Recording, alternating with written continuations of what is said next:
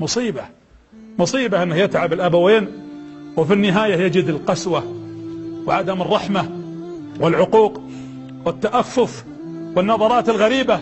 البر الحقيقي مو هو انك تقوم بحقهما فقط، البر انك تقوم بالأمر الذي يريدونه قبل أن يطلباه.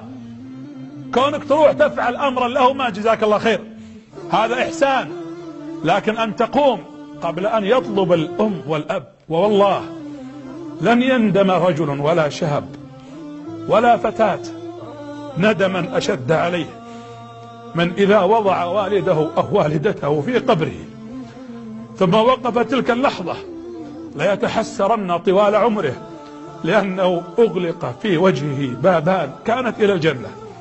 أما نصيحتي لأبنائي وبناتي أن تستغل وأن تلج إلى الجنة عن طريق الأبوين ما داموا أحياء.